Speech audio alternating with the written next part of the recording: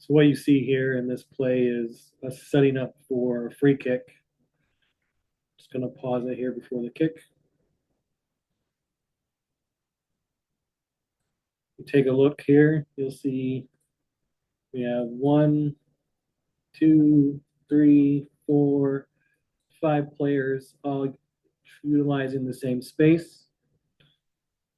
What we should have is a player out in this space here, one of these players back behind.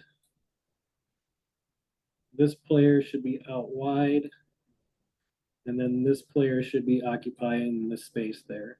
This widens the field so that we have to give our free kick player, which is Seth, more options in the play.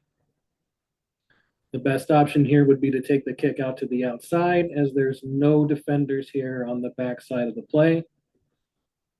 And once that player has the ball, then they can make the cross into the middle. Go ahead and restart it here. And what you'll see is we do make a good play through, and then we just don't get a great shot on the shot.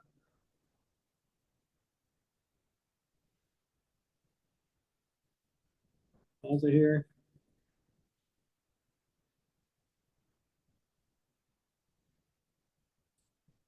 Clear all the drawings.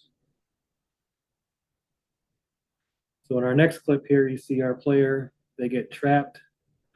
And we have 2 player options here. We'll go ahead and pause it. So here what we teach the kids, or we've been trying to teach the kids, is to use our drop. So the player is focused on the ball. And what should be happening here is the player should be dropping to our defensive player. And then in turn, that player now has options either to play the ball up for the player in space, or can play the ball back to the player that just dropped the ball. Instead, what happens is the player tries to win the one-on-one, and then eventually kicks the ball into just open space here. Here.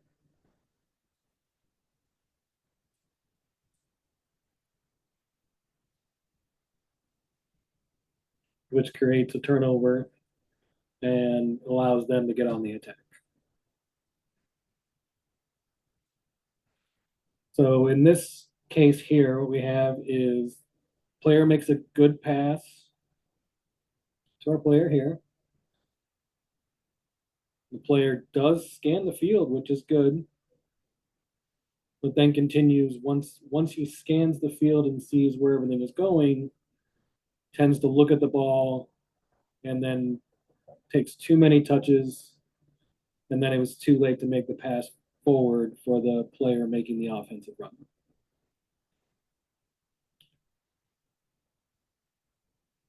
So this play here was they received a free kick outside of our penalty area.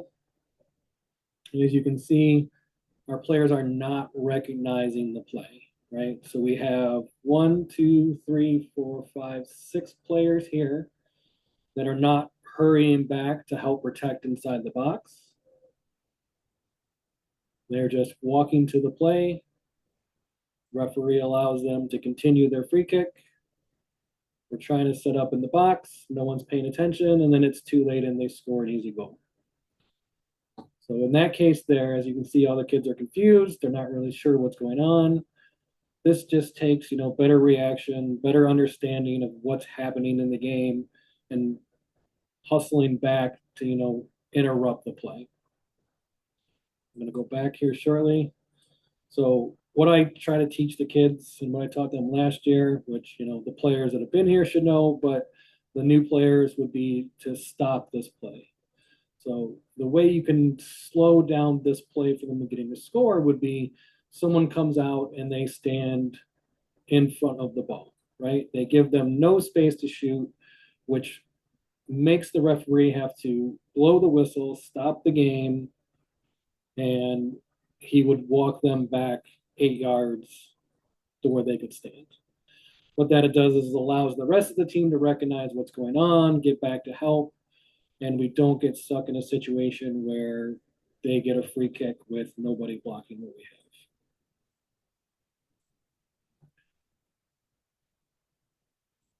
All right, so in this clip here, what we show is we want to have the players move over to help with the throw. So it becomes our throw in. So you can see on the far side of the field, we have 1, 2, 3 players in the back end, 2 players in the middle of the field, which this throw is not going to get to the middle of the field, and 1 player making the correct run down the line. So on a correct throw in, what you'd want to see is this far player, right, which is over here making the run down the line for the throw. This player here would want to be closer into the occupying the open space for the throw, and then leaving the forward or one of the forwards in a striker position. And then the defender would want to come up and occupy the space behind.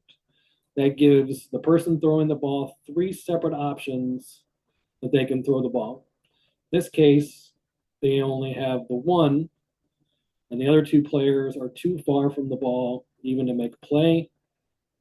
And what you'll see in the clip here as we run it is our one defender does finally recognize they needed to come occupy the space, but by then the person throwing the ball in has already made their choice and the play has begun.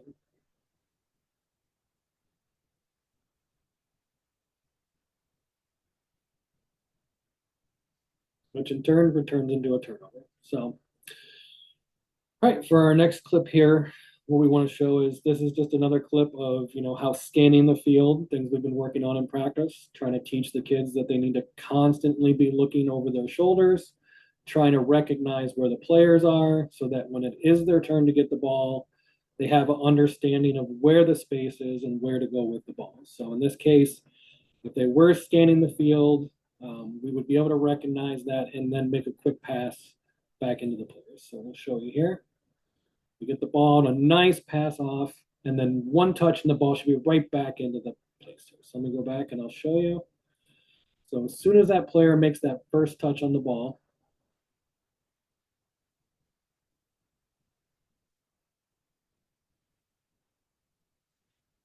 the player has the ball, makes a touch, that ball should be coming back up into the space so that we can run and have a scoring opportunity. Instead, what happens is the player continues to keep the ball and dribbles into the defender, losing possession and losing the scoring opportunity. Dribbles in, right to the defender, loses the opportunity, and then results in the turnover with their possession.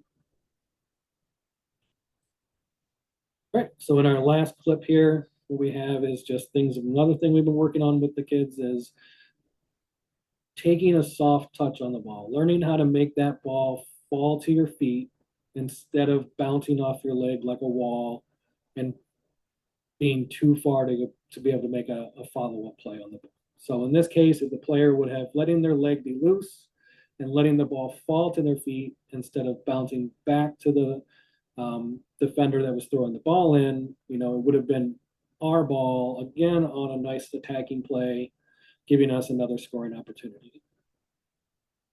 Yep. As the player throws the ball in, player comes to make a play on the ball, which is great, but doesn't allow their leg to loose, keeps their leg stiff, resulting in the play. So then what you have at the end of that play is the player, recognizes the error, comes to steal the ball back, which is good, makes a great effort to come get the ball. But then instead of making the pass again up into the open space for us to have a scoring opportunity, they do take a shot. Now, that shot could have been a better shot, and definitely been a scoring opportunity. I cannot fault any kids for, not being perfect or not taking the shots that they need, or I do tell them that if you're outside the box or close to that spot, that is a shot that you are welcome to take.